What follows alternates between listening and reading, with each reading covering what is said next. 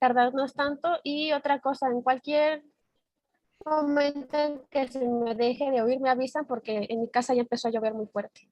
Entonces, Uy. ¿Está bien?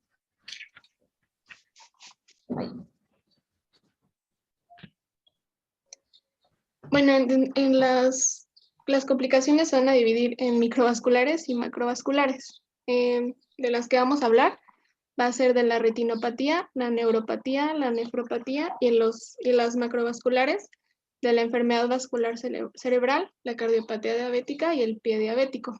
Vamos a comenzar con las microvasculares. nos vamos a iniciar con la neuropatía diabética, que a esta la guía de práctica clínica la va a definir como el conjunto de signos y síntomas relacionados con una afectación de los nervios, ya sea periféricos, autonómicos o craneales, en un paciente diabético al que se le han descartado otras causas de neuropatía. Dentro de la epidemiología y a su vez dentro de las complicaciones microvasculares, la neuropatía va a ser la más común, afectando hasta un 50% de los pacientes, teniendo un predominio en el sexo femenino, y además va a ser el causal del 50 al 70% de las amputaciones neotraumáticas. Y aunque la incidencia de la neuropatía diabética suele aumentar con el tiempo de evolución de la enfermedad, de la diabetes, esta puede llegar a estar presente en cerca del 10% de los pacientes al momento del diagnóstico. Para los factores de riesgo, el principal va a ser una hiperglucemia o un control glucémico inadecuado, seguido de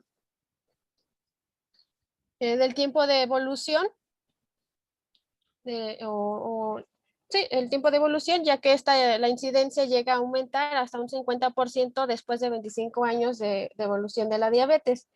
Otros factores que también van a jugar un papel van a ser una edad avanzada, la hipertensión, obesidad o sedentarismo, la dislipidemia, la que se le ha correlacionado con una pérdida de las fibras independientemente de la duración de la enfermedad, de la edad o del control glucémico, y del tabaquismo, al que se ha visto que predispone a un desarrollo más temprano y síntomas más graves de neuropatía al inducir una vasoconstricción e isquemia nerviosas. Para la fisiopatología, múltiples vías van a converger para promover la disfunción mitocondrial con falla bioenergética, así como el daño oxidativo y la pérdida de los axones. Pero para empezar debemos de tener en cuenta que tanto la glucosa y los lípidos circulantes nos van a servir como fuente de energía. En el caso de la glucosa, mediante la glucólisis y el ciclo del ácido tricarboxílico, y los lípidos mediante la beta-oxidación, nos van con ellos vamos a poder producir dos cofactores muy importantes para el metabolismo, los cuales van a ser NADH y FATH2, que se van a transportar a las mitocondrias para producir ATP mediante la fosforilación oxidativa, teniendo como subproductos de este proceso las especies reactivas de oxígeno, que en niveles bajos o en bajas concentraciones van a ser necesarios para la fisiología normal. Sin embargo, en las personas diabéticas hay un exceso de glucosa, una hiperglucemia, así como un exceso de lípidos.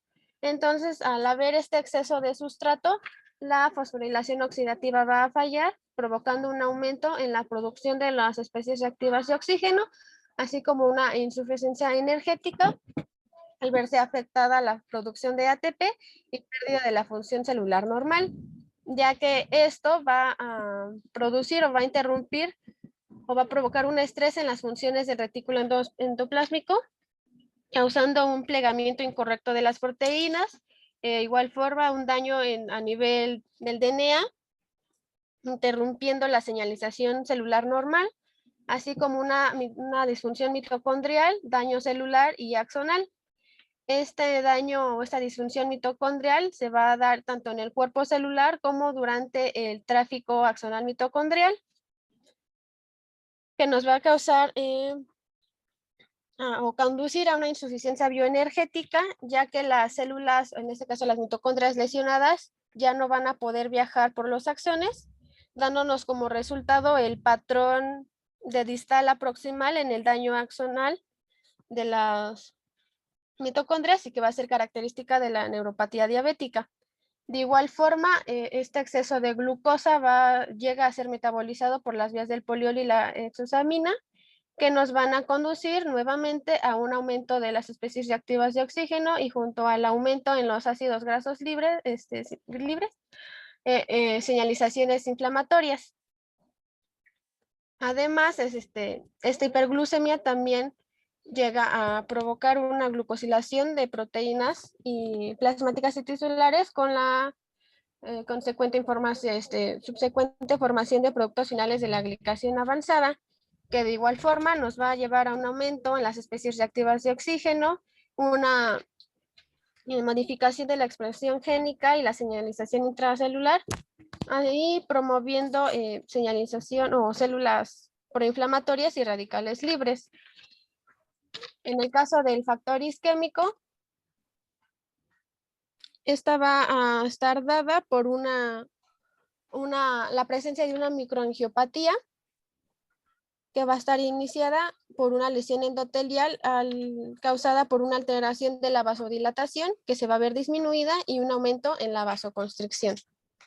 Entonces tenemos que al estar estos trastornos estrechamente relacionados entre sí, se va a producir un ciclo vicioso donde va a haber un metabolismo alterado, una acumulación de las especies reactivas de oxígeno, una defensa antioxidante reducida y esto nos va a conducir al daño en los nervios y a los signos o síntomas de la neuropatía diabética.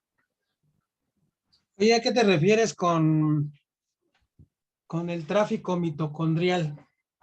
Porque como que entendí que decías que las mitocondrias se mueven o migran, ¿o cómo dijiste? Y se mueven en el axón para poder aportar la energía. Porque las mitocondrias son estructuras intracelulares, ¿no? Ajá. Entonces no migran ni se mueven. No, eso es. Yo creo que se refieren a la actividad mitocondrial, Ajá. más que un tráfico mitocondrial. Las mitocondrias no se mueven, están dentro de las células. Obviamente existe un daño mitocondrial y toda la vía de producción de ATP se altera, ¿no? Sí. Entonces, yo creo que es más que tráfico mitocondrial o que las mitocondrias se muevan para un lado y para otro. Yo creo que se refieren a la actividad mitocondrial, ¿no? Más que un tráfico mitocondrial. Sí.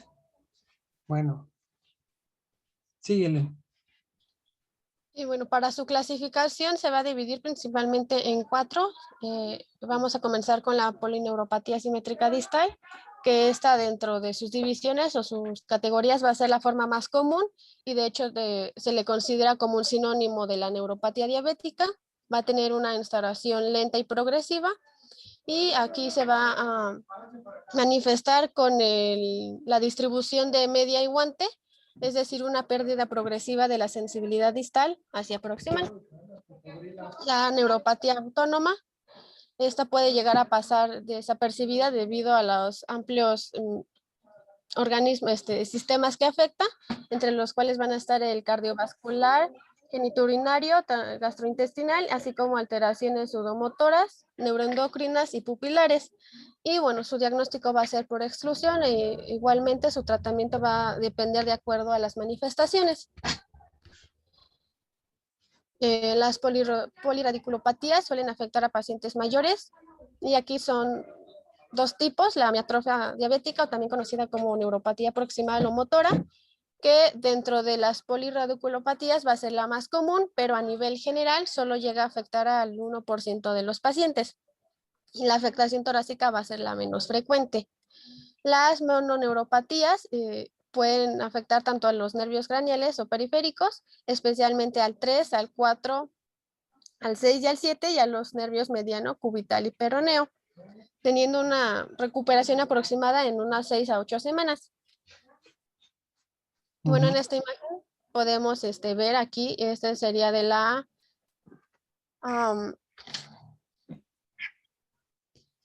polineuropatía simétrica distal. En este caso la B sería de las poliradiculopatías, la C de las mononeuropatías y la D de las de tipo autónomo. Ajá, las de tipo autónomo. Ay, no, yo no quiero ir de medicina. A ver, no está poniendo atención a la clase, ¿verdad? ¿O cómo? ¿Qué sé yo? Sí, doctor, pero no sabemos qué fue eso.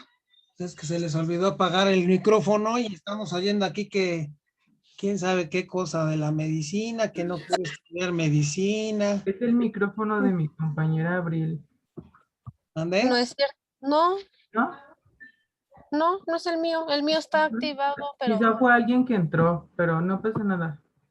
Ah, bueno. entonces le seguimos aquí. Me fijo en todo, chamacos. Sí, doctor. Vale, síguele. Gracias. Ándale pues. Aquí. Sí. Bueno, vamos a iniciar con el cuadro clínico, en este caso con las de tipo autónomo, que como les decía, afecta a diversos organismos, sistemas. En el caso del sistema cardiovascular, puede presentarse con taquicardia en reposo e intolerancia al ejercicio, así como una hipotensión ortostática. En las alteraciones o la disfunción sudomotora se puede manifestar con anhidrosis de las extremidades inferiores, asociada o no a una hiperhidrosis del tronco o miembros superiores, y en ocasiones también con una sudoración gustativa, que se refiere a la sudoración profusa en cara y frente inmediatamente después de comer.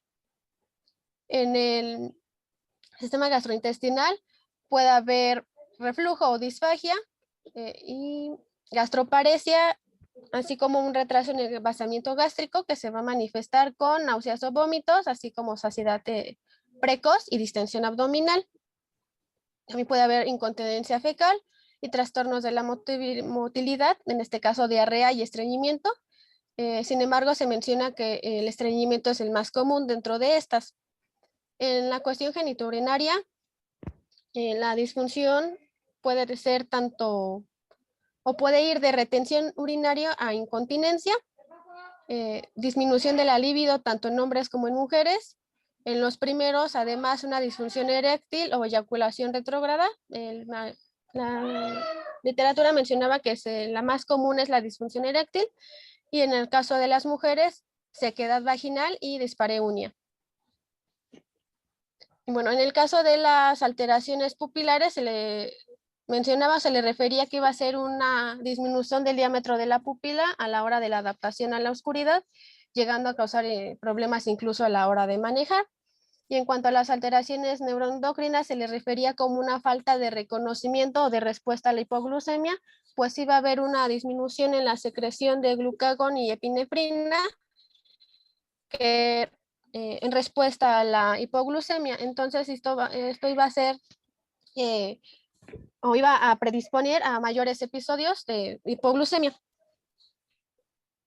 En el caso de la polineuropatía asimétrica distal, como les había dicho, el inicio es insidioso y progresivo. El paciente puede referir entumecimiento y debilidad, así como parestesias, disestesias o dolor, que va a ser muy intenso y va a ser de carácter lancinante, que va a iniciar en los pies y van a tener una progresión o marcha ascendente.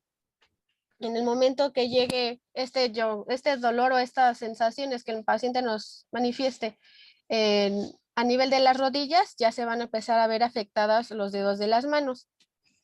También se puede llegar a manifestar o presentar alodinia, que el paciente va a referir como una molestia o la incapacidad de soportar el roce de su ropa o de las sábanas.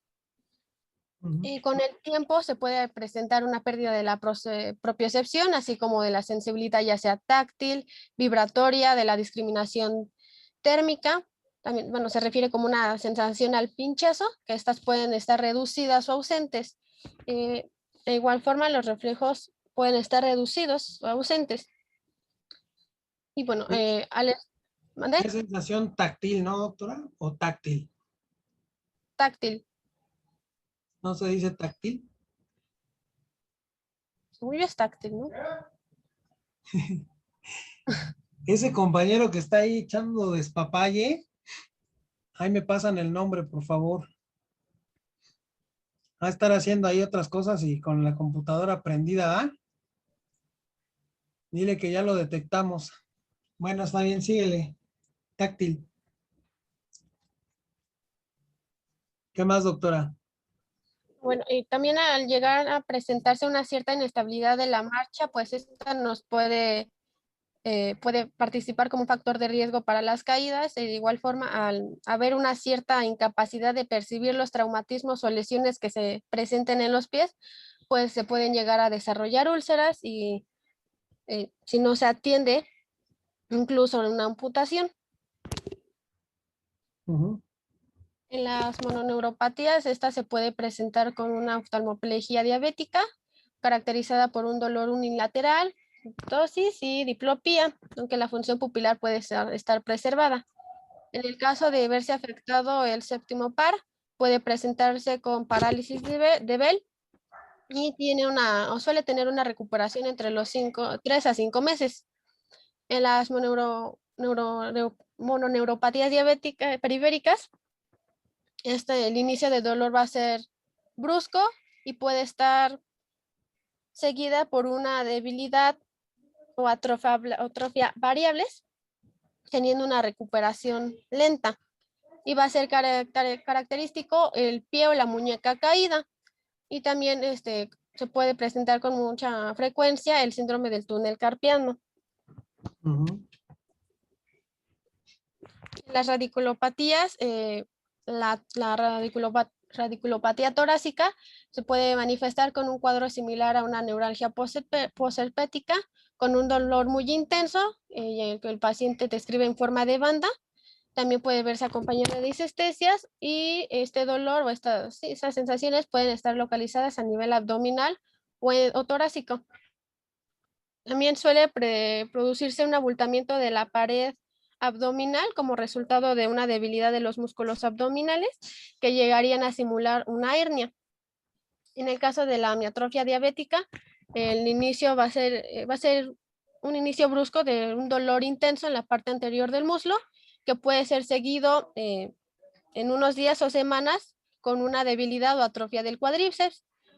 También se le asocia frecuentemente a una insuficiencia autonómica, que son los que le había mencionado en un principio, así como una pérdida aumentada de peso. Y también se suelen verse afectados en algunas ocasiones los flexores de la cadera.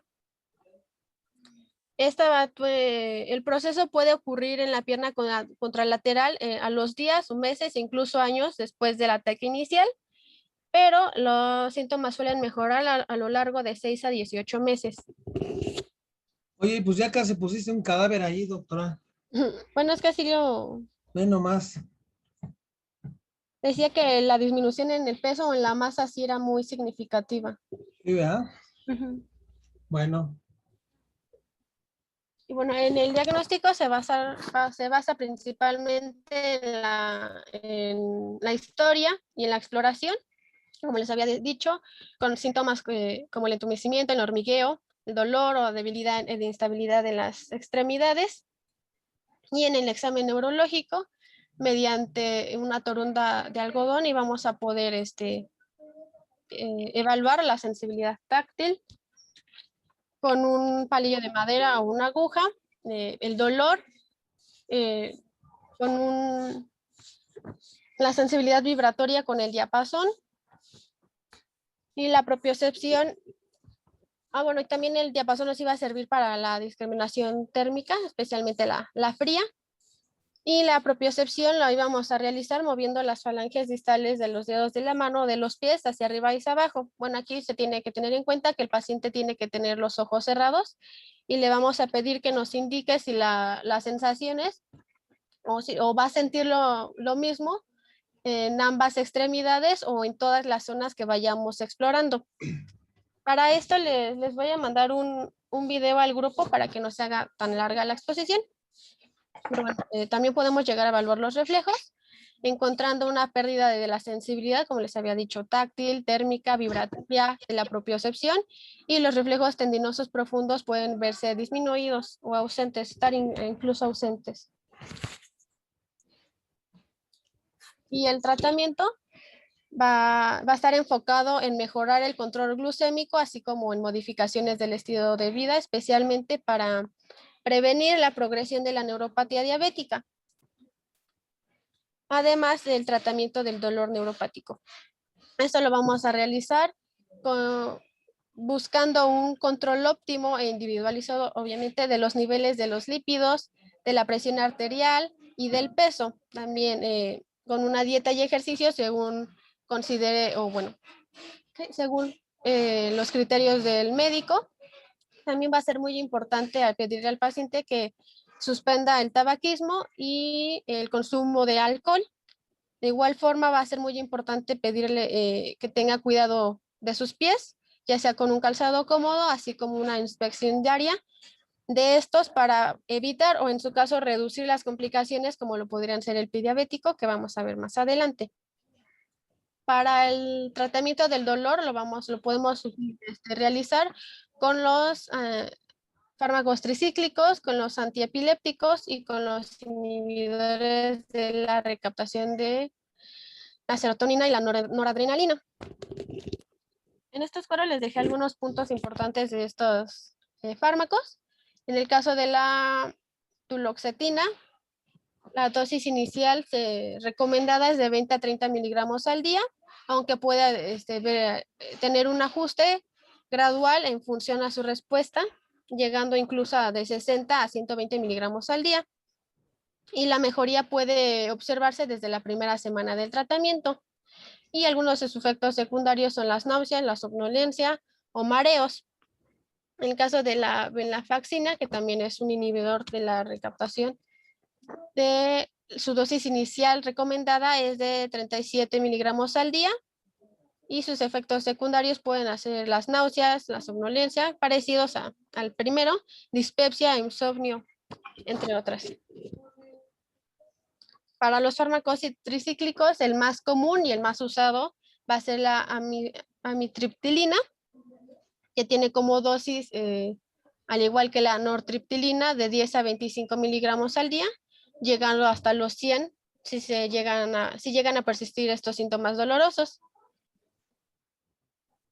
Y su efecto puede darse dentro de las primeras 6 semanas.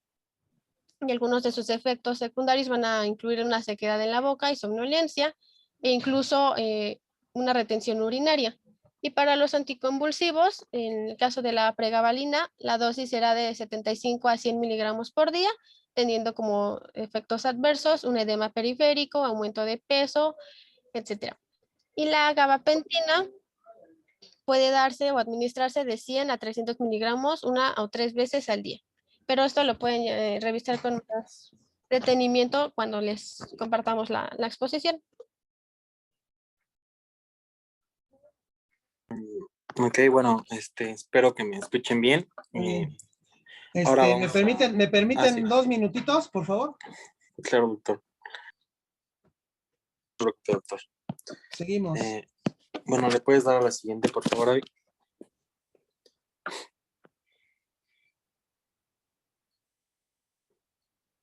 Ok, para comenzar hay que hablar de su definición.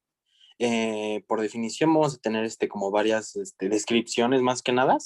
Entonces vamos a tener que es una complicación invalidante causada por la diabetes a nivel de la microvasculatura renal.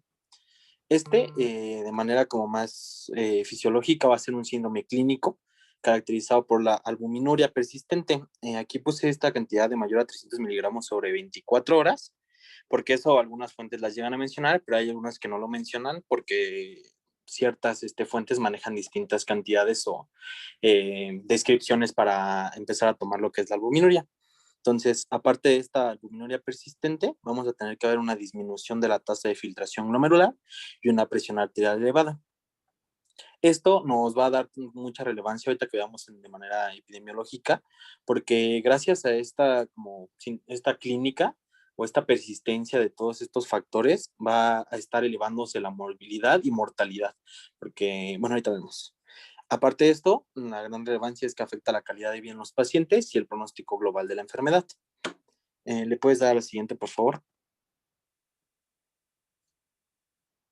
En cuanto a la epidemiología, okay.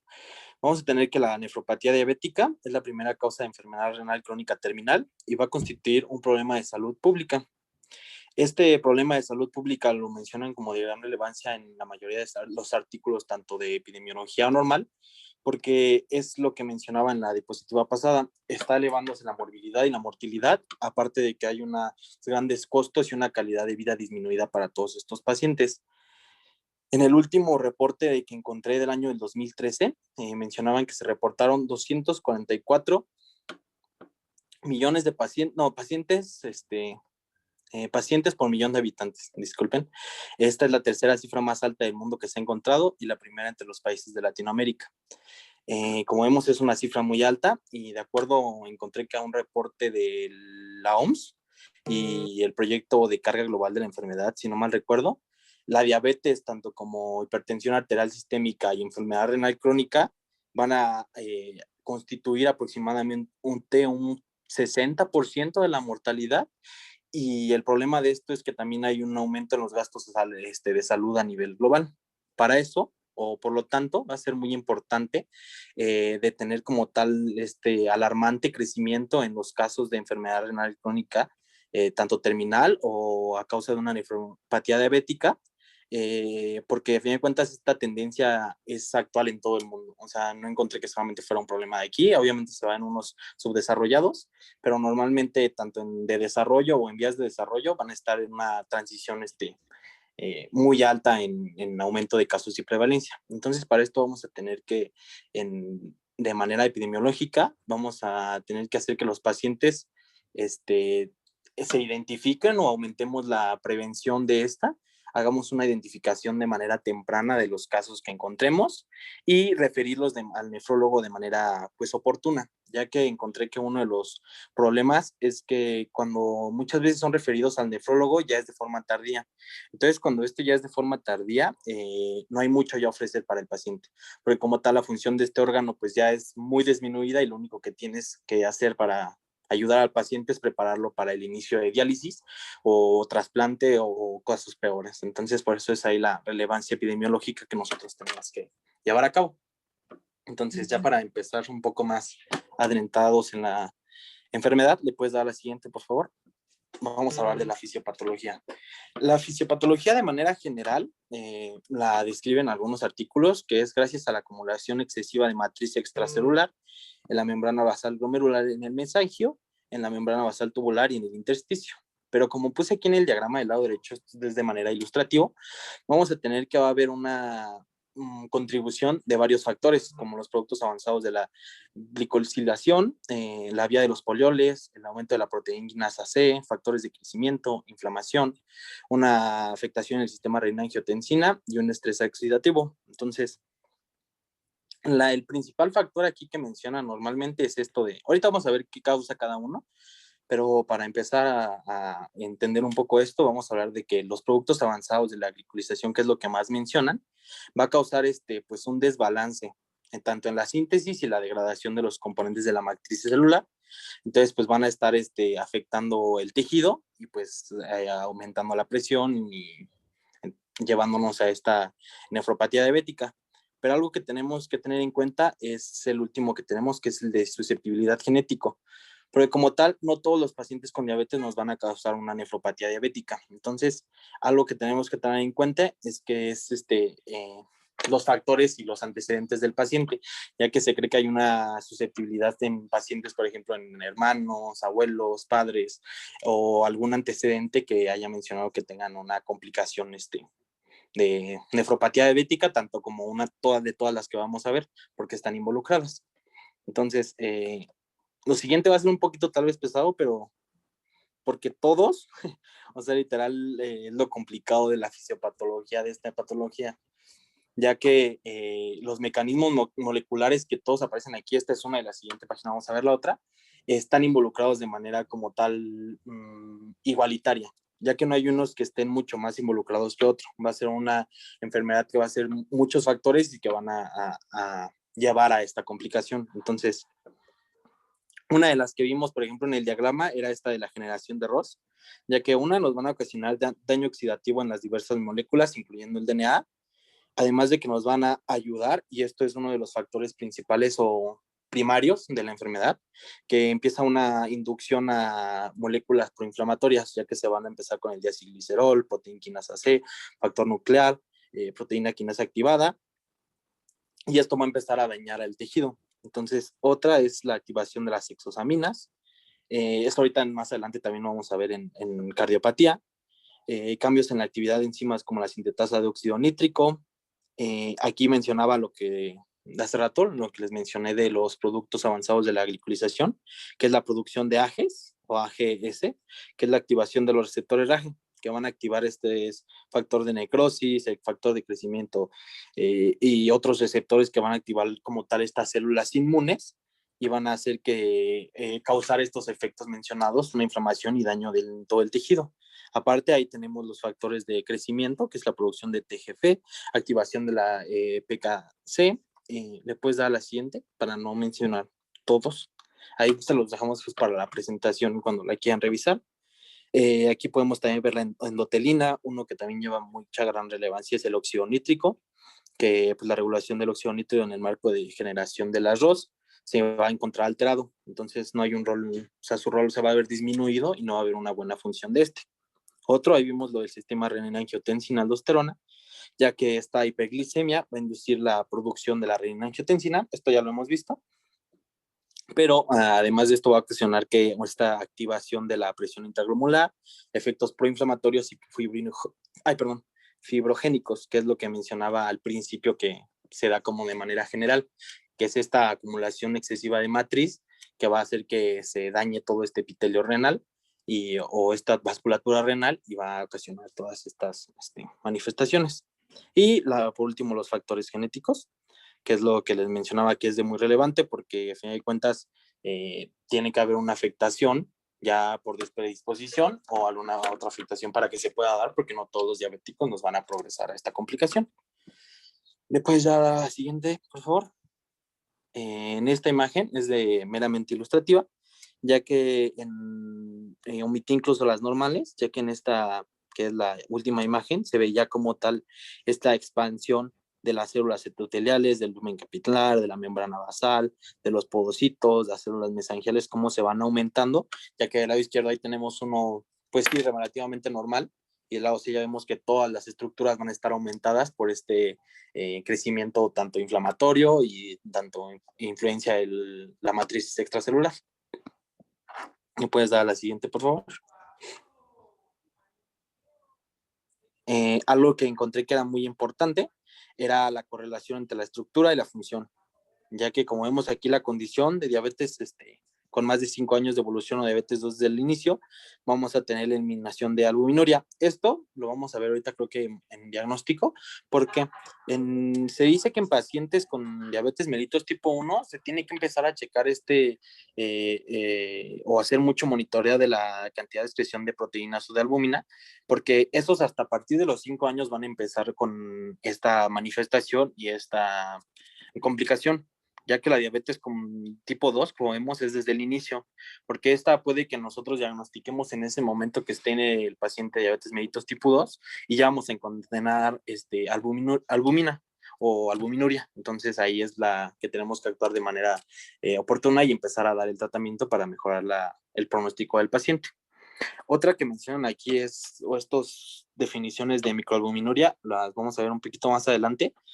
Es meramente, pues, yo lo entendí más fácil porque encontré un artículo, creo que es del hace 2 años o año pasado, que mencionan que este término de microalbuminuria y macroalbuminuria actualmente ya no se utilizan. O sea, ya utilizan nada más de albuminuria a partir de los 30. Después de los 30 a mayor de los 300 es albuminuria. Pero en algunas fuentes lo seguimos encontrando así, que es la microalbuminuria de 30 a 300 microgramos sobre miligramo de creatinina, y vamos a encontrar estas características anatomopatológicas, que va a ser ya el aumento de matriz y celularidad mesangial, hipertrofia glomerular y un desprendimiento del podocito. Entonces, como vemos, es esta correlación estructura y función es muy relevante para saber cómo actuar ante el paciente o al estado del paciente, porque como vemos aquí en la macroalbuminuria, ya los cambios pasados, ya hay hialinosis, arterial y esclerosis focal y segmentaria. Entonces, como vemos, ya el estado del paciente está agravado y pues vamos a tener que actuar de otra manera o de una manera más radical.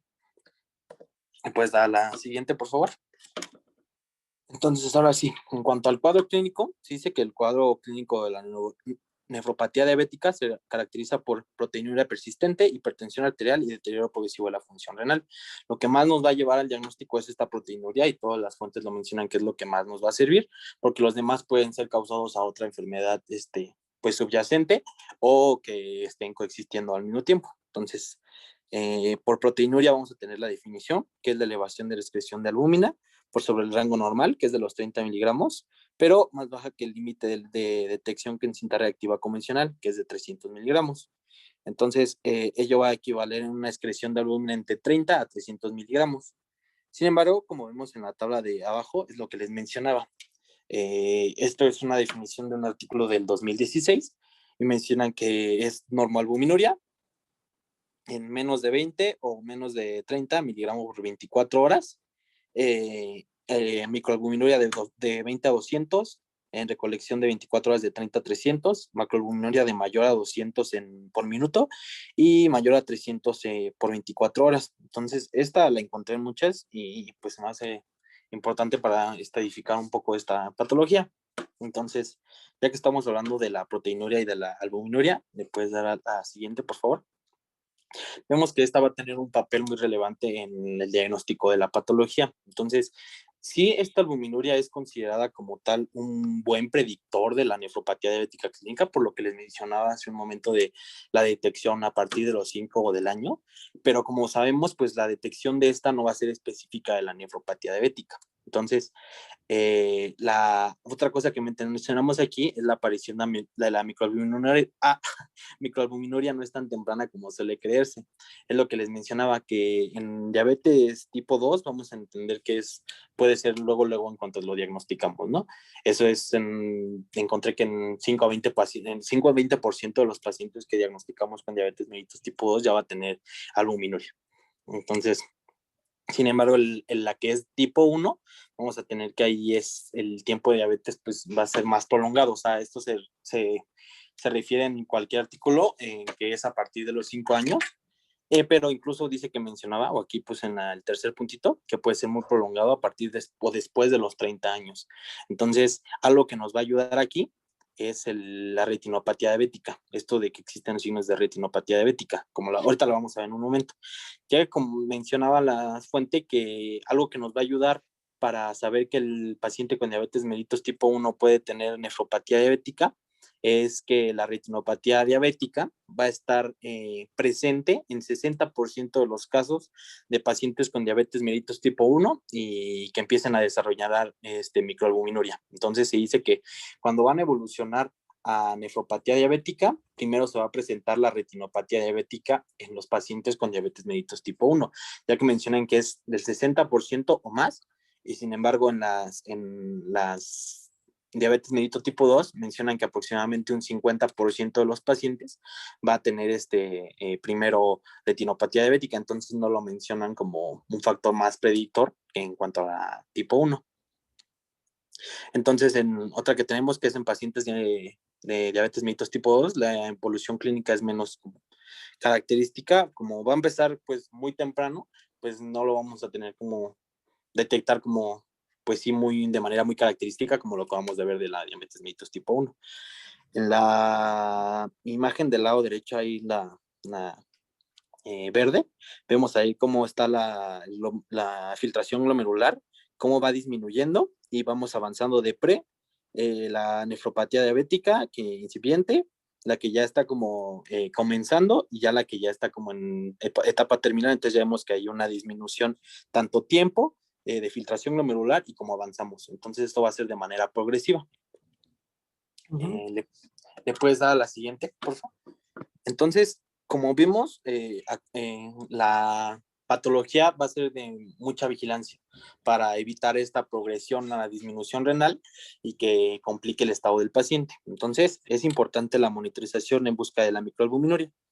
Se menciona que anualmente en los pacientes de diabetes mellitus tipo 1, incluso yo encontré que ya podría empezar con la tipo 2 y que incluso ya los diabetes mellitus tipo 1 podrían empezar para incluso evitar estas complicaciones. Vamos a tener que realizar un examen para albuminuria y filtración glomerular. En caso de que sea negativo, pues se tiene que repetir otra vez al año siguiente. En caso de que sea positivo, vamos a tener que excluir las condiciones que aumenten de manera transitoria la excreción de albuminaria, o sea, otra patología. Una vez excluida estas condiciones, pues vamos a tener que repetir el examen para albuminuria en un periodo de 3 a 6 meses. Y ya después de 2 o 3 exámenes para albuminuria positivos, en caso de que no, pues se sigue monitorizando de manera constante, y en caso de que sí, pues iniciar el tratamiento para disminuir la complicación es fea, al final de cuentas, porque como vimos, la vida o el estilo de vida que va a llevar el paciente, pues va a ser malo. Entonces, ¿le puedes dar la siguiente, por favor? Encontré que las recomendaciones más actuales en el diagnóstico según la Sociedad Americana de Diabetes más se van a recomendar esto, que es la medición anual de la tasa de microalbuminuria creatinina en nuestra muestra de orina aislada. Esta determinación encontré que se debía realizar a partir de los 5 años en diabetes mellitus tipo 1 y en diabetes mellitus tipo 2 desde el momento del diagnóstico. Una medición anual de creatininas en sangre. Esto debe realizarse en todo paciente diabético en presencia o ausencia de la microalbuminuria. Y pues esta debe ser como tal utilizada para estimar la filtración glomerular y pues empezar a establecer este grado de función renal, que es por eso que puse esta tablita con las fórmulas para calcular la velocidad de filtración glomerular. Y como último va a ser la clasificación de la nefropatía diabética. Encontré que en esta se debe considerar tanto la eliminación de la albúmina como el grado de función renal. Entonces, para eso le puedes dar la siguiente. Vamos a utilizar lo que es el pronóstico de la enfermedad renal crónica según la CADIGO, que nos va a ayudar a estadificar, pues al final de cuentas, como si fuera una enfermedad renal crónica. Tenemos que tener en cuenta la albuminuria y el estado de filtración para empezar a tratar al paciente de manera adecuada. Entonces, una vez dicho esto, ya por último de diagnóstico, le puedes dar al siguiente. Aquí está un algoritmo ahí como resumidillo para que puedan consultarlo. Vamos a tener que diabético tipo 1 de más de 5 años de diagnóstico. Si en caso de que lleguen a escuchar mucho la lluvia, pues me dicen, por favor, porque ya empezó a llover aquí muy fuerte. Diabéticos tipo 2 al diagnóstico. Vamos a solicitar el examen de orina en ayunas. Vamos a encontrar si el alumna negativo o atrasa, solicitar microalbuminuria. Si es negativo, pues es al año un control. Si es positiva, es confirmar en 3 ocasiones. Es lo que veíamos de que es de 3 a 6 meses otra vez estarlo checando. Entonces, si es la albúmina mayor a una cruz, pues ya es solicitar proteína en orina de 24 horas, que es lo que veíamos de mayor a 300, pues ya vamos a saber que el paciente va a estar en un estado pues agravado. Pues esto es como tal todo lo de diagnóstico. Espero les haya quedado claro y pues ahí están las tablitas para que las puedan checar.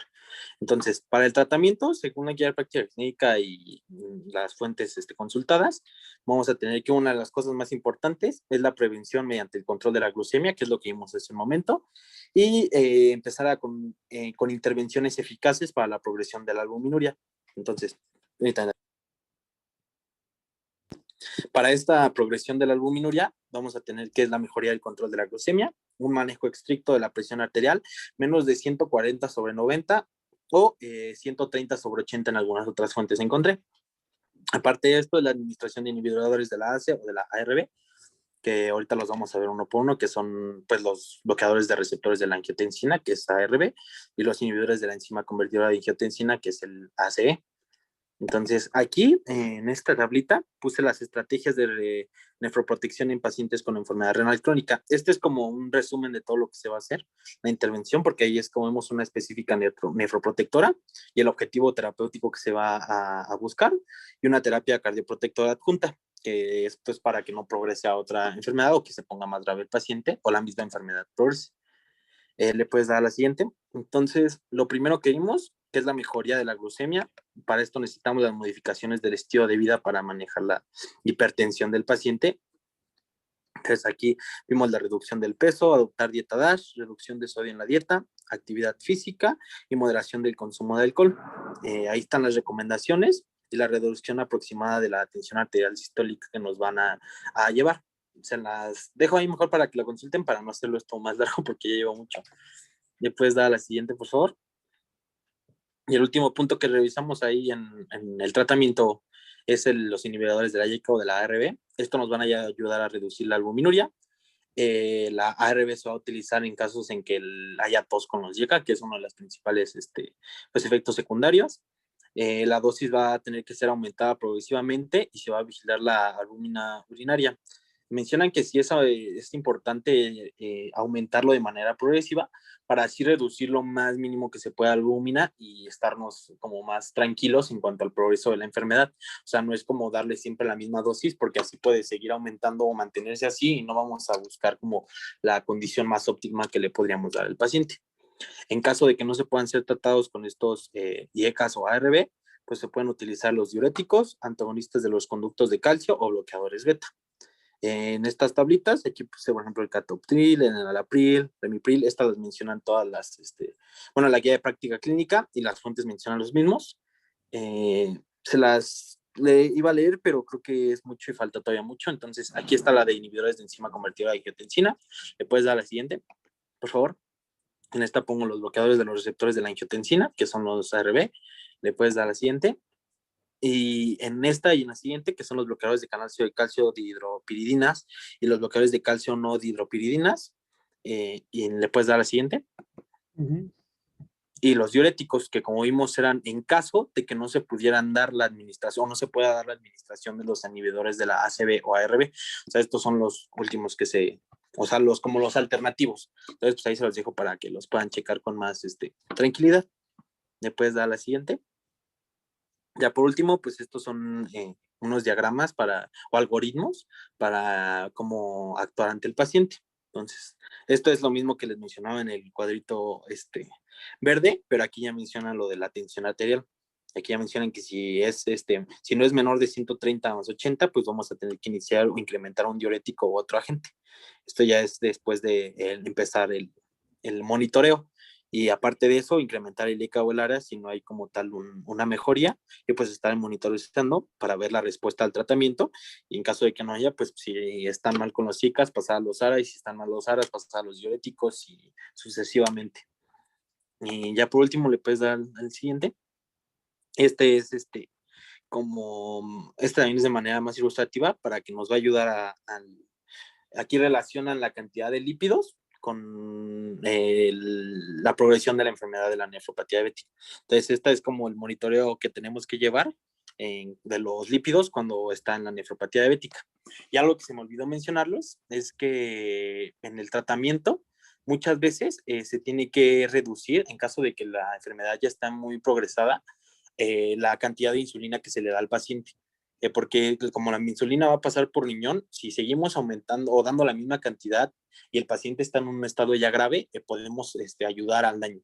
Entonces, que en casos muy graves, pues tenemos que primero tapar lo agudo o tratar lo agudo para poder seguir con el tratamiento crónico, y pues ahí es a donde se complica el manejo del paciente, porque pues ya, como sabemos, pues se puede complicar del otro lado y etcétera, etcétera. Entonces, pues ahí están todos los algoritmos para que nos puedan checar con más calma.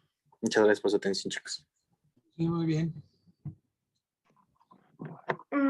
Ahora vamos a hablar de la retinopatía diabética, que esta se define como una complicación crónica de la diabetes mellitus, que engloba cambios anatómicos en la estructura ocular, provocando así la pérdida de la visión, también llamada ceguera. La que sigue. En la epidemiología tenemos que hay una prevalencia de un 31.5 en la población mexicana de retinopatía en pacientes diabéticos. El riesgo de ceguera en estos pacientes es aproximadamente 25 veces mayor al resto de la población, y la incidencia del problema aumenta con la duración de la enfermedad.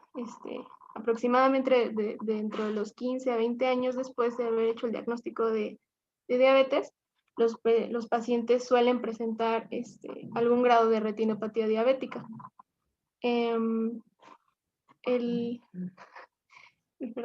Esta retinopatía pues va a ser más común en la diabetes mellitus tipo 1, y va a haber una mayor prevalencia dentro de las edades de 25 a 75 años. Sin embargo, se ha visto que en jóvenes ha habido un incremento en la aparición de esta complicación. Como ya lo mencioné, esta va a ser la principal causa de ceguera y deterioro visual. representando casi el 10% de los casos de ceguera al año en una edad productiva a nivel mundial. La que sigue, por favor.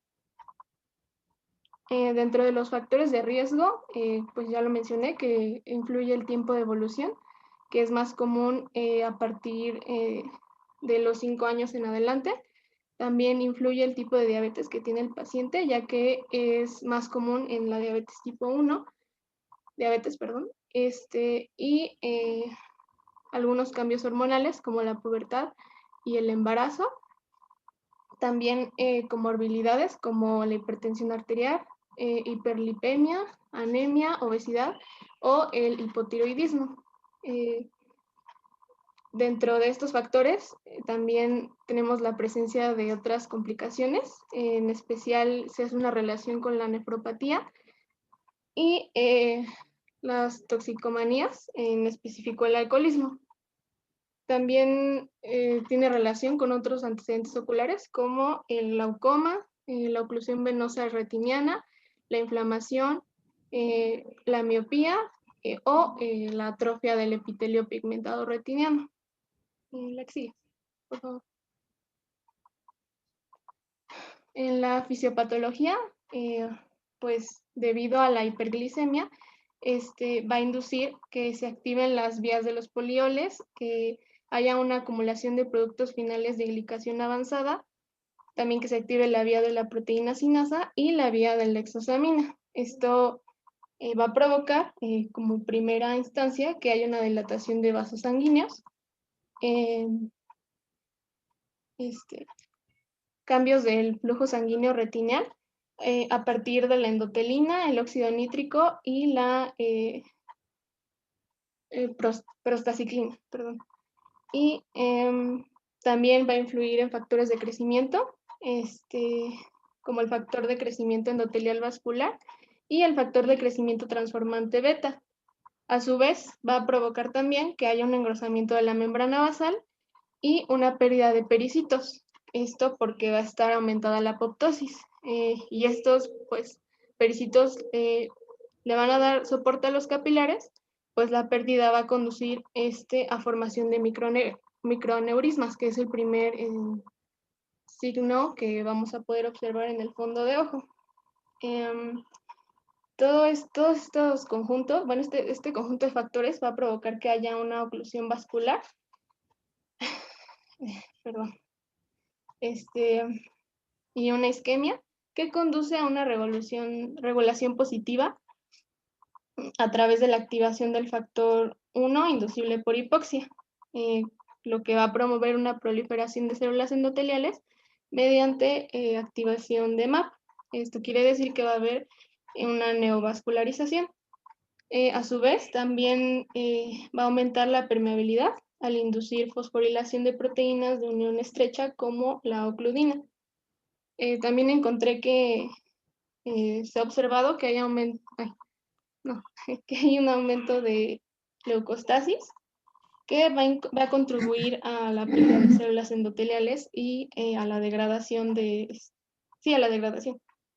Esta está mediada por moléculas de adhesión que en personas que tienen retinopatía aumentan.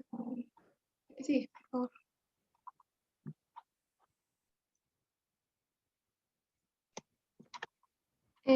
La retinopatía la vamos a poder dividir en no proliferativa y proliferativa. Esto es a partir de que en la proliferativa va a haber presencia de nuevos vasos sanguíneos anormales que emanan de la retina, y en la no proliferativa va a haber ausencia de nuevos vasos sanguíneos. Además de la no proliferativa y la proliferativa, en cada una de estas vamos a tener anormalidades distintas que se observan en el fondo de ojo. ¿No pusiste una normal, doctora? Ay, sí la había puesto, pero la quité. Digo, para tener la comparación, ¿cuál es un fondo normal? Creo que sí. Ajá. Y cuáles son los patológicos, ¿no? Sí la había puesto, pero la quité. Ay, doctora. Perdón. Bueno, síguele. Sí.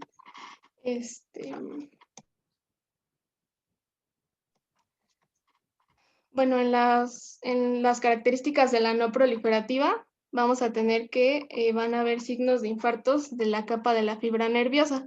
Estos se van a mostrar como un exudado algodonoso, que es el número 1. No sé si le puedo señalar a Vic, bueno, estos se van a mostrar como exudado algodonoso y se describen como nódulos blanquecinos. Esto va a estar provocado por la obstrucción arteriolar. También otro signo van a ser las hemorragias, bueno, microhemorragias intrarretiniales, que se muestran como manchas rojas, redondas o alargadas. Ese es el punto 2. Si hay puntos o manchas, se considera que es una hemorragia profunda, y si son alargadas, son superficiales. Esto va a estar provocada por la rotura de capilares o extravasación de la sangre.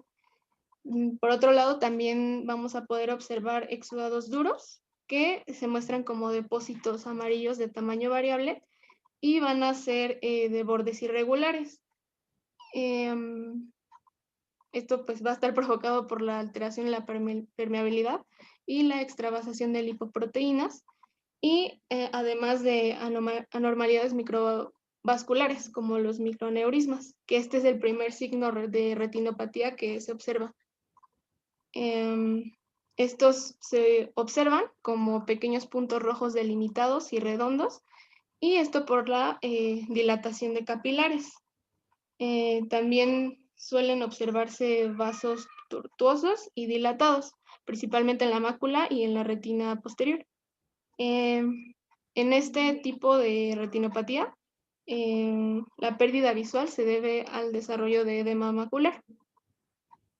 La que sigue, por favor. Vamos a poder clasificar a la retinopatía diabética no proliferativa en leve, moderada y grave, y muy grave. Aquí les puse unas imágenes de lo que se puede observar en cada una de estas. Y pues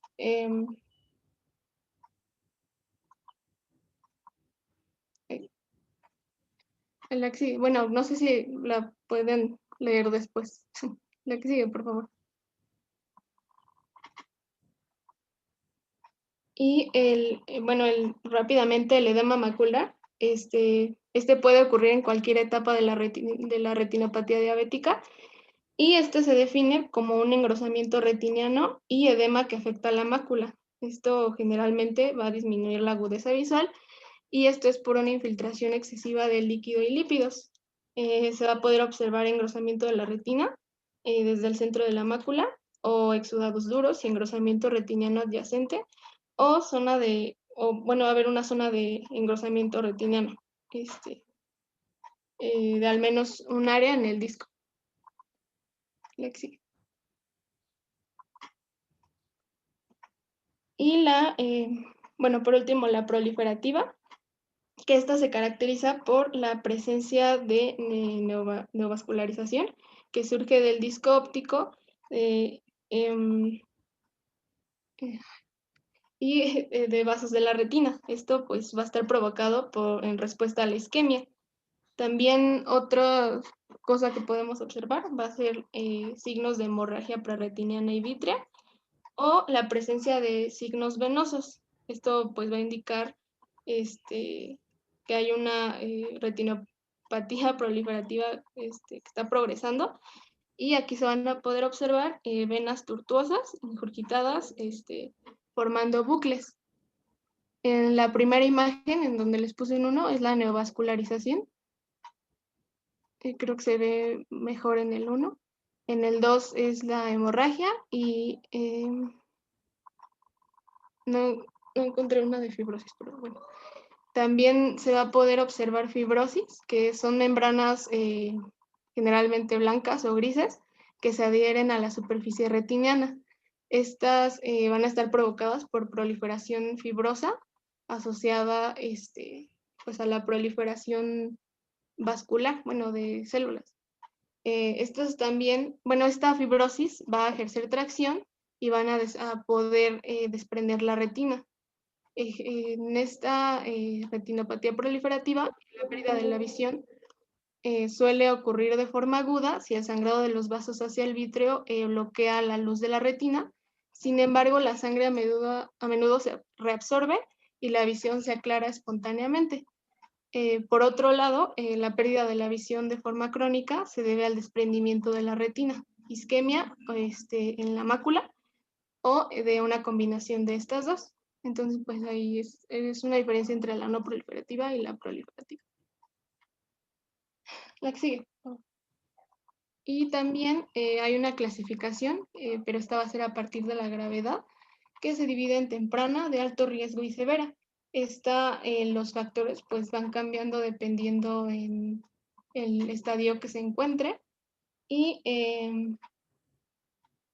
pues ahí se las dejo para que ustedes puedan verla mejor.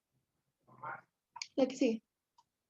Y pues este es un resumen de lo que les estuve diciendo. La que sigue. En las manifestaciones clínicas, la mayoría de las personas en los primeros estadios van a ser asintomáticas y conforme va progresando la retinopatía. Ay, perdón.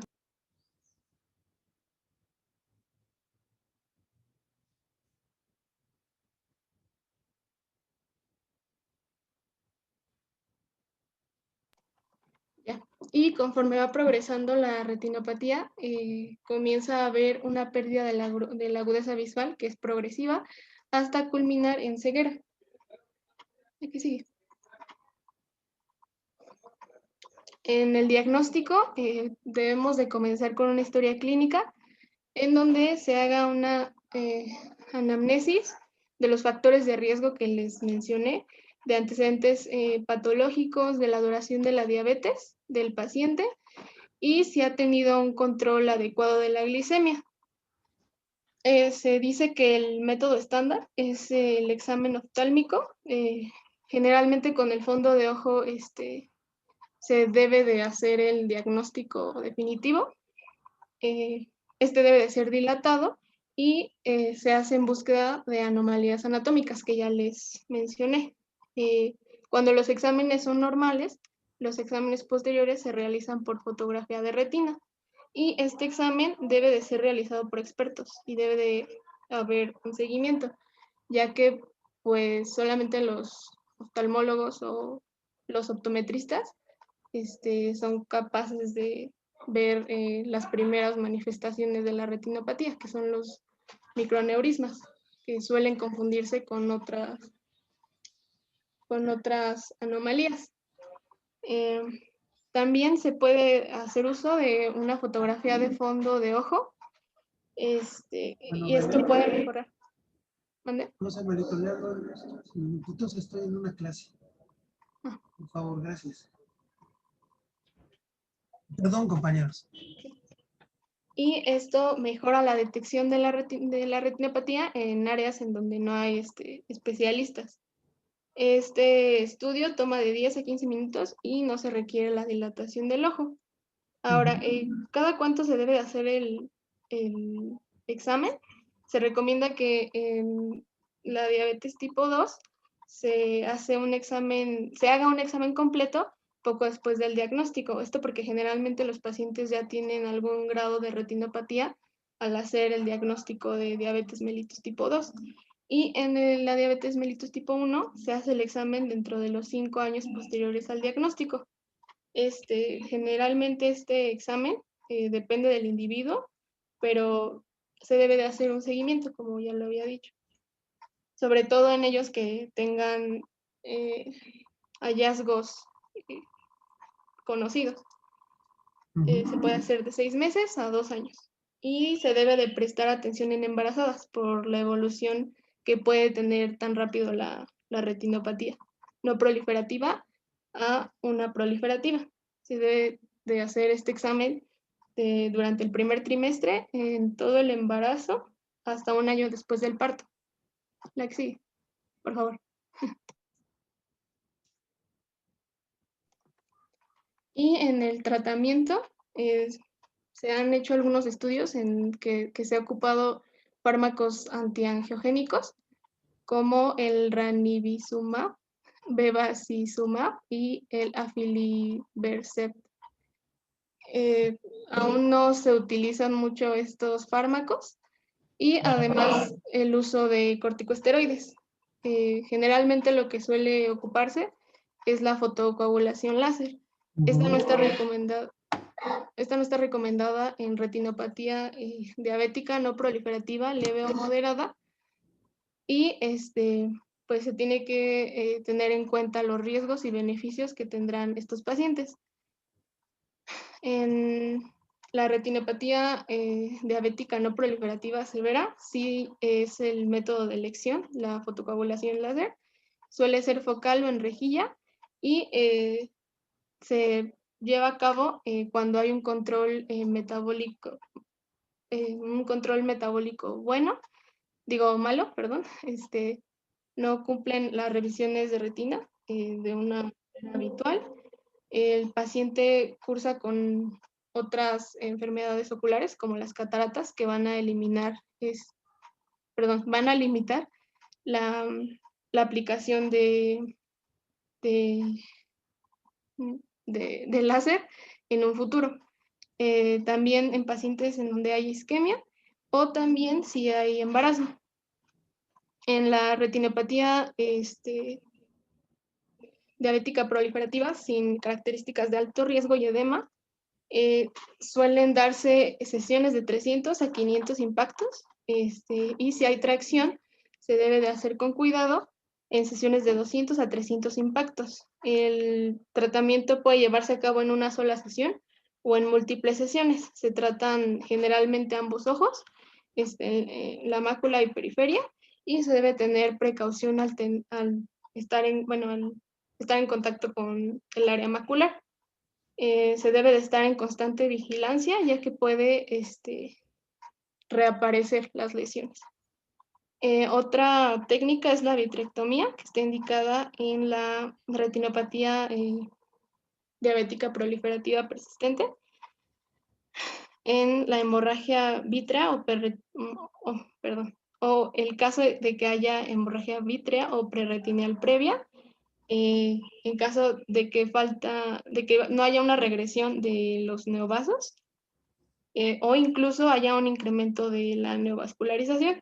Y además, si hay un desprendimiento traccional del área macular o de retina. La que sigue, por favor.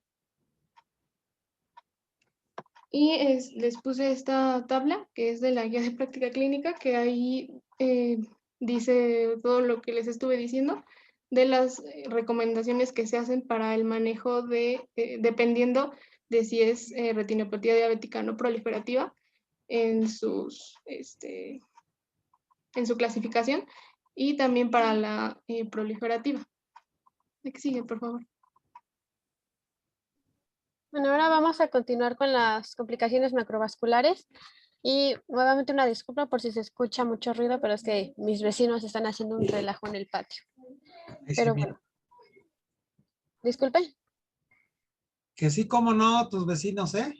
No, en serio, si quiere le tomo una foto, están tratando de destapar la coladera porque se tapó por las lluvias. Ah, bueno. Está bien. Disculpe por mis ruidos tercermundistas.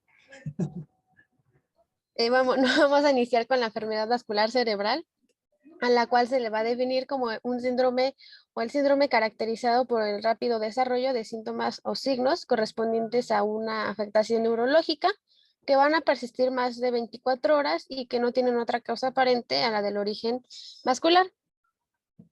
En su epidemiología es considerada como la primera causa de discapacidad neurológica y la segunda de causa de muerte a nivel mundial.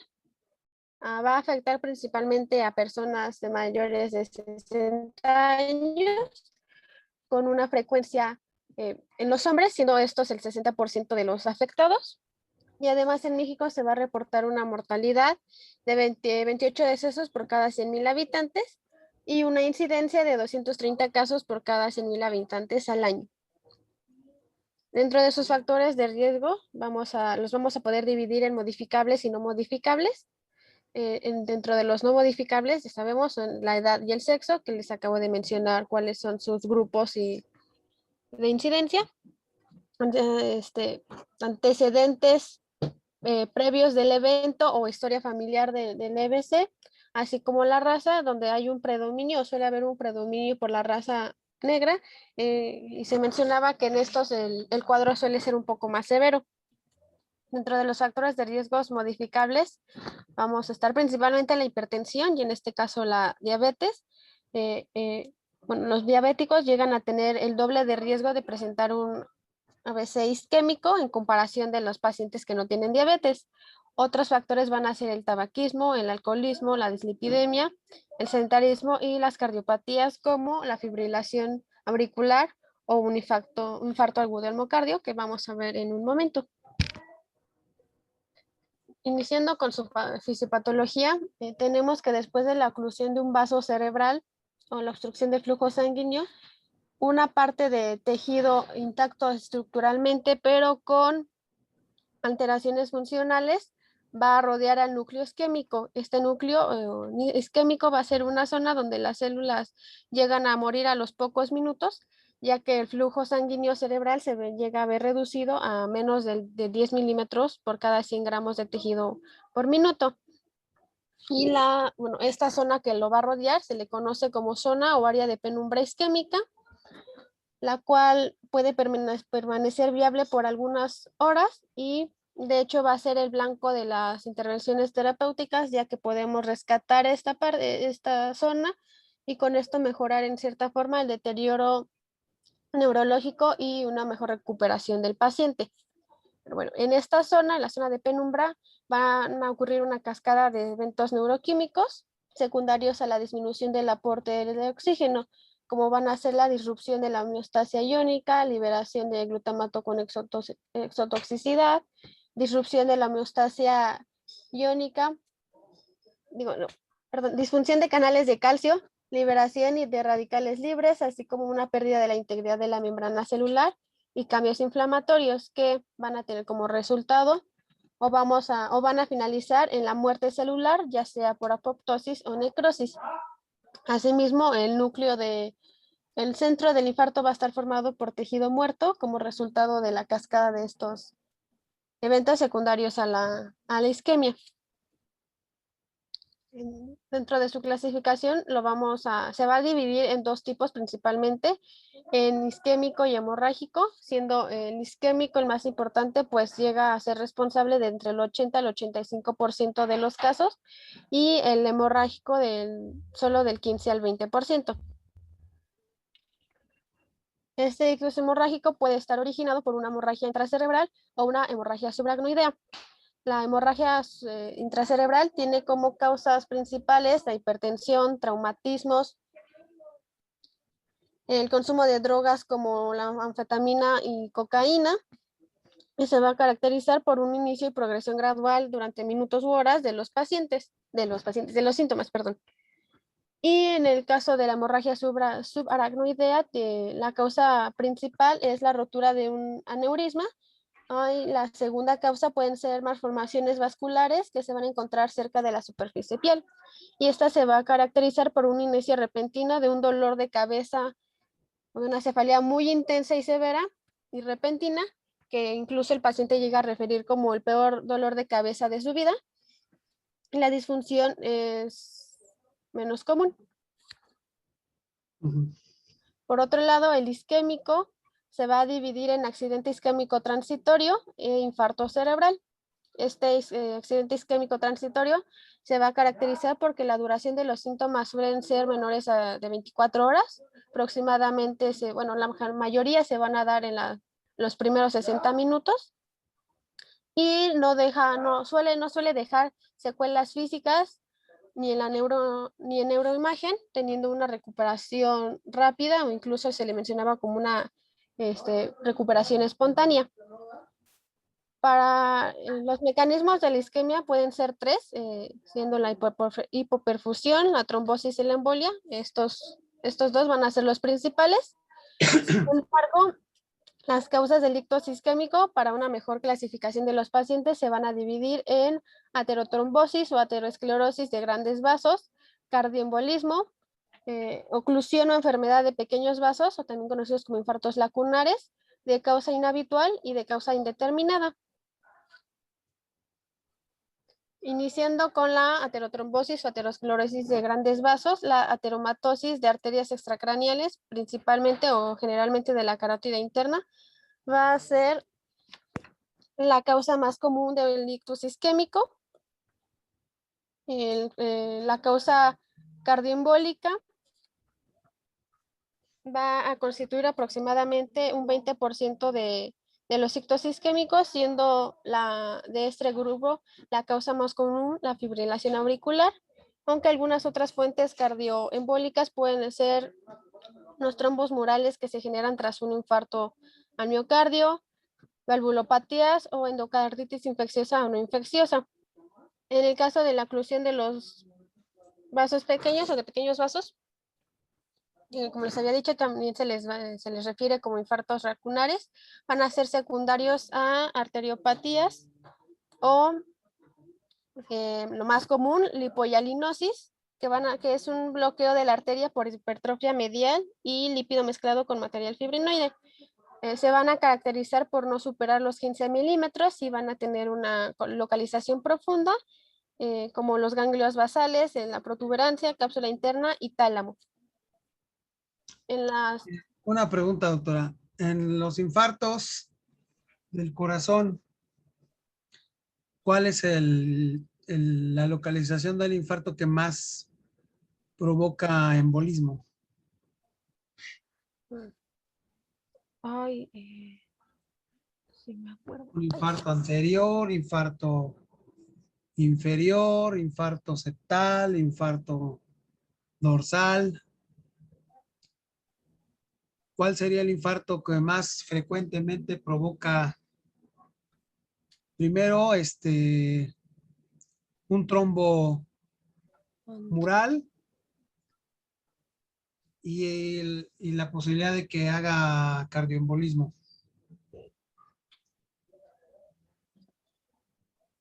¿Alguien?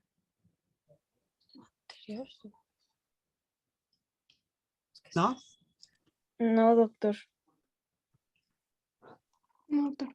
El Brandon dice que el anterior. ¿No es el inferior, doctor? ¿Mandé? Es el inferior, ¿no, doctor? No. Efectivamente, como dice Brandon, es el infarto anterior o el infarto apical, anteroapical. Ese le encanta formar trombos intracardíacos, intramurales y fácilmente se desprenden.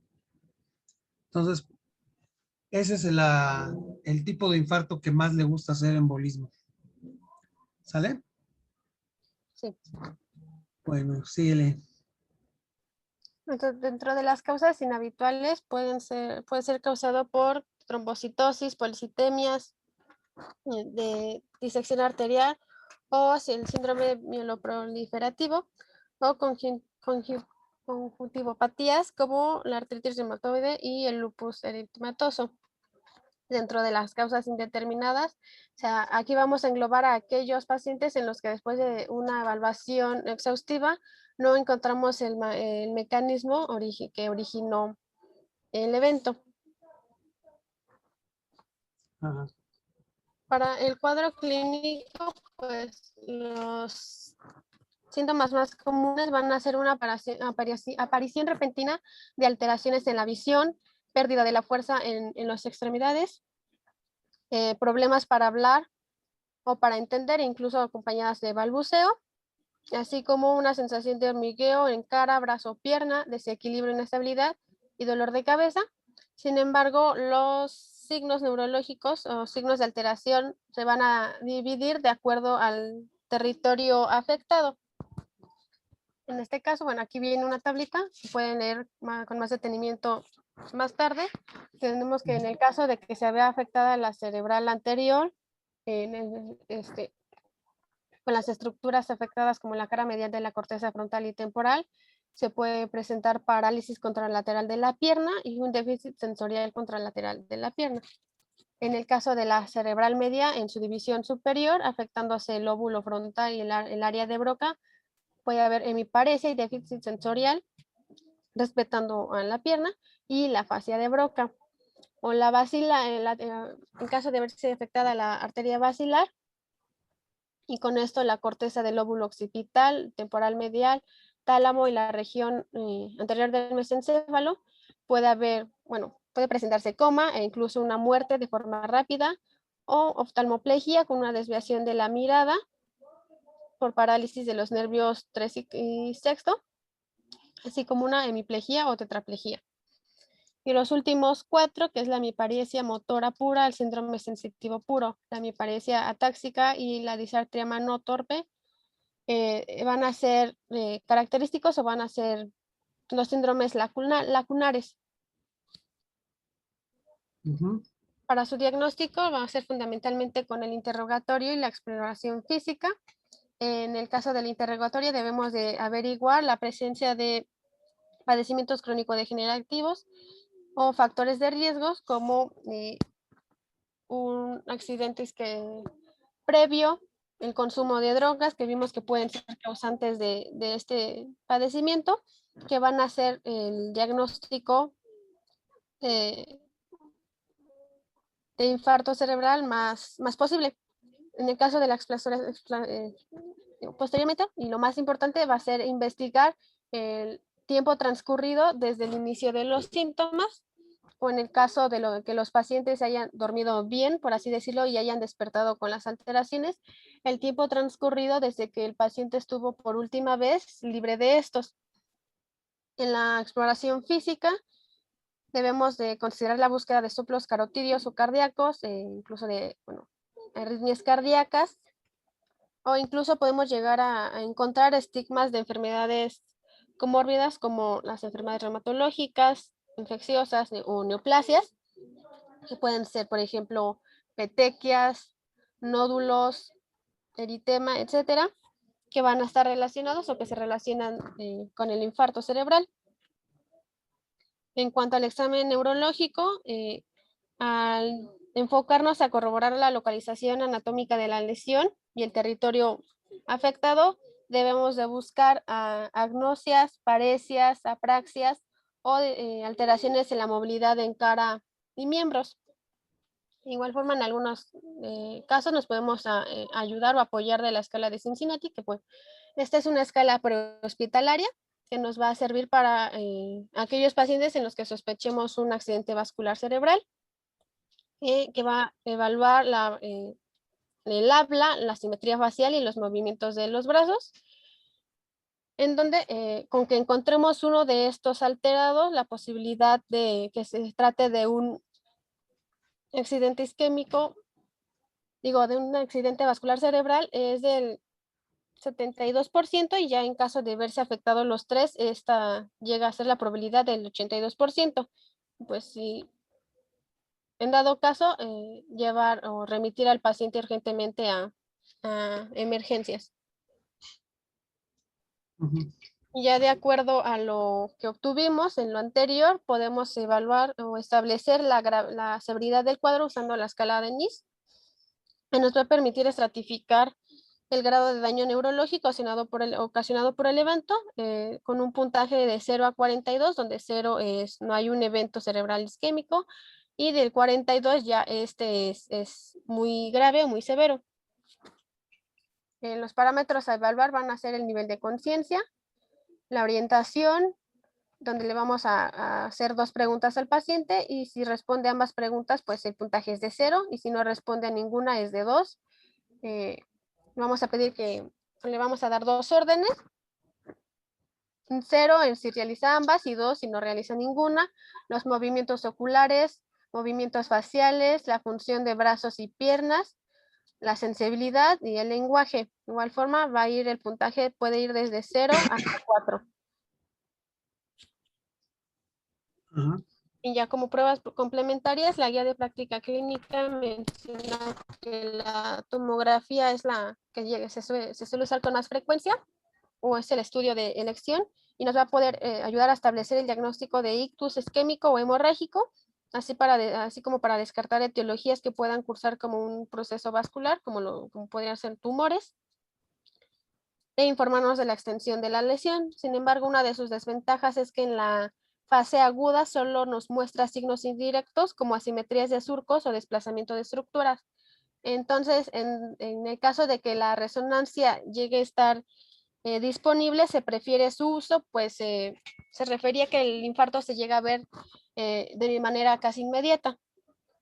La glucosa sérica la podemos usar para descartar encefalopatías causadas por hiper o hipoglucemia, la biometría hemática para evaluar la existencia de policitemias, trombosis o leucocitosis, los tiempos de protrombina y tromboplastina parcial, si el paciente está en el tiempo de ventana terapéutica, o para descartar fallas en el tratamiento en pacientes con riesgo cardioembólico que tomen o que estén tomando anticoagulantes. Y en el caso del electrocardiograma nos puede revelar o podemos encontrar una fibrilación auricular o un infarto previo en ancianos con factores de riesgo cardiovascular. En la tomografía, dentro de las primeras 24, 48 horas, solicitamos una tomografía principalmente para descartar un EBC hemorrágico. Porque el EBC isquémico, pues no, efectivamente, a veces sale normal, o solamente hay atenuación de los surcos, una discreta desplazamiento de las estructuras. Pero el objetivo de hacer una tomografía en fases iniciales de un evento vascular cerebral es detectar la presencia de un EBC hemorrágico. ¿Sale? Sí.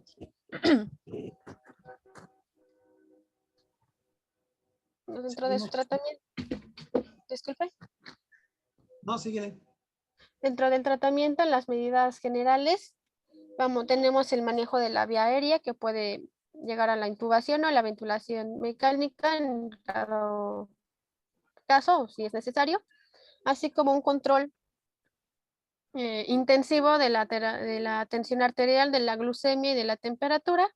En el caso de en las tres se deben de evitar tanto elevaciones excesivas como descensos bruscos.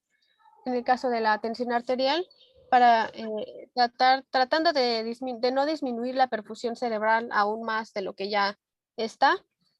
En la glucemia, porque tanto la hipo y la hiperglucemia se consideran como factores de mal pronóstico en caso de que se presenten, y de estos deben ser manejados en forma inmediata. Y de igual forma, en la temperatura debemos de tratar o de buscar una normotermia en los primeros días tras el evento. Y en el caso del tratamiento de reperfusión, pues la restauración oportuna del flujo sanguíneo va a ser la maniobra más eficaz para salvar el tejido que aún no se ha infartado, pero teniendo en cuenta que la eliminación de los trombos debe ser lo más rápido posible, pues su beneficio va a ir disminuyendo con el tiempo.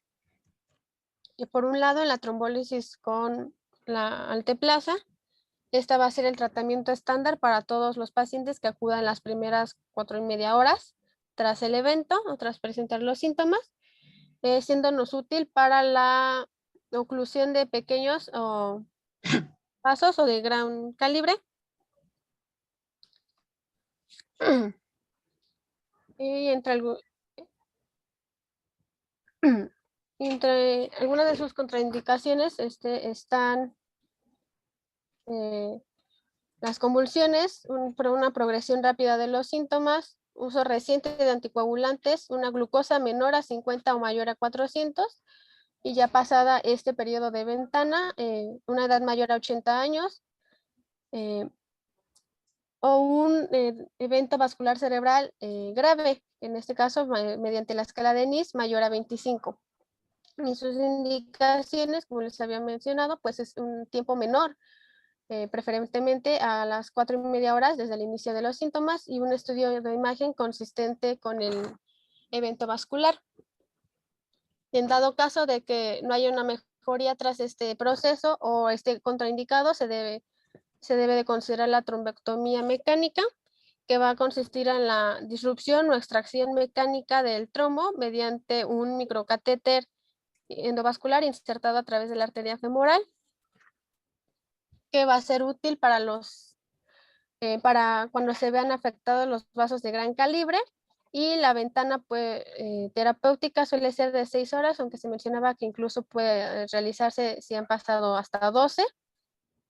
Y en el manejo de soporte o en la prevención de eventos posteriores lo vamos a realizar mediante la suspensión del tabaquismo, teniendo un control técnico estricto.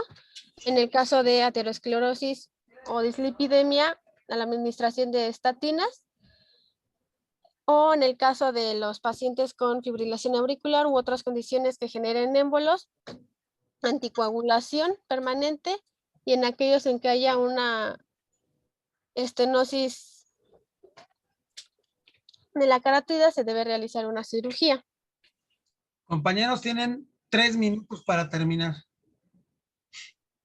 Okay. de sus temas. Ya, vámonos rápido. Mencionen Ok. lo más importante para que terminemos. Pues la otra es la cardiopatía ética. Pues si quieres darle la siguiente. Es una disfunción, o así déjalo si quieres, es una disfunción miocárdica en pacientes con pues, diabetes mellitus, perdón. Esto es en ausencia de hipertensión y de enfermedades cardíacas, tanto estructurales como valvulopatías y enfermedad arterial coronaria. ¿Le puedes dar la siguiente?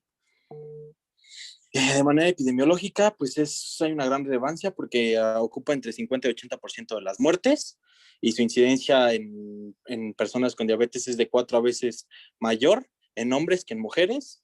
Y en cuanto a los diabetes mellitus tipo 2, son más predisponentes a desarrollar esta insuficiencia cardíaca. ¿Le puedes dar la siguiente, por favor? De manera rápida, la fisiopatología se divide principalmente en glucotoxicidad y lipotoxicidad. Esto va a ser por una disminución de los receptores, una alta glucosa, y esto va a hacer que una reducción como tal de la glucolítica en el miocardio. Entonces van a empezar a ver como unas vías alternativas, y estas vías alternativas van a empezar a producir pues agentes tóxicos que van a alterar tanto a las mitocondrias del corazón como al corazón, lo van a fibrotizar, aumentar como tal la matriz, y va a empezar a haber mucha glicolización en otras partes del corazón, que va a aumentar esta producción de tejido fibrótico y va a disminuir su capacidad como tal vital del corazón. ¿Le puedes dar la siguiente? En esta imagen, pues ya ahí luego la checan si quieren bien, son todos los mecanismos fisiopatológicos, más o menos, que nos van a llevar a esta insuficiencia cardíaca por una disfunción tanto sistólica y diastólica, dependiendo como tal de la alteración más predominante en el paciente, ya sea glucotoxicidad o lipotoxicidad. ¿Le puedes dar la siguiente, por favor? En cuanto a las manifestaciones clínicas, van a ser muy raras. Normalmente no hay en estadios precoces, y llegan a ocurrir cuando hay ejercicio o una capacidad funcional alta, es cuando empieza a disminuir como su función. Cuando hay sintomatología, se aumenta el riesgo de muerte súbita y de muerte cardiovascular. ¿Le puedes dar la siguiente, por favor? Para el diagnóstico, pues van a ser tanto manifestaciones clínicas, serológicas y funcionales estructurales. Tanto las serológicas van a ser la metaloproteinasa matriz tipo 3, el fragmento N-terminal del péptido natriurético tipo cerebral, si no mal recuerdo, y proteína osteopontina. En cuanto a las pruebas funcionales y estructurales, la de elección es el ecocardiograma. Nos va a ayudar a ver fibrosis, hipertrofias, estenosis aórtica calcificada o empeoramientos por función diastólica o sistólica, principalmente la diastólica. El principalmente afectado es el izquierdo. ¿Le puedes dar la siguiente, por favor? La siguiente. Estos son ejemplos de cómo se ve. Este es el normal. Esta es una vista apical. ¿Le puedes dar la siguiente, por favor? En esta ya es un corazón fibrótico. Ahí se ve el septum y la pared fibrotizada. ¿Le puedes dar la siguiente? En esta es una como tal clasificación que nos va a ayudar a diferenciar los estadios según las características metabolíticas, el ecocardiograma y otras, así como los marcadores que se encuentren presentes. ¿Le puedes dar la siguiente? Esta es otra clasificación, igual para esterificar la cardiopatía. ¿Le puedes dar la siguiente? El tratamiento se dice que es multifactorial, tanto hábitos saludables como farmacológico. ¿Le puedes dar la siguiente, por favor? En cuanto al farmacológico, se dice que no hay como tal, hay un hallazgo con estudios publicados actualmente que nos digan cuál es el indicado. Sin embargo, los inhibidores del cotransportador del sodio glucosa 2, SGLT2, tienen muchísimos efectos pros para la enfermedad y ayudan a su mejoramiento. Pues ahí puse varias o las mayorías, ahí las pueden checar, le puedes dar a la siguiente. En cuanto al, darle la siguiente de una vez, por favor. En cuanto a otro complementario que menciona otro artículo, menciona que se pueden dar estatinas y medicamentos vasoactivos. Perdón, la siguiente. Ya, pie diabético. Y Sí. ya por 30 último, segundos. ¿eh? ¿Qué? 30 segundos. Pues es un síndrome que engloba una serie de alteraciones que pueden presentar los pies de las personas con diabetes mellitus de larga evolución. Tiene una base etiopatogénica neuropática inducida por la hiperglucemia sostenida y puede o no haber isquemia coexistente secundaria con frecuencia a un traumatismo. Sí.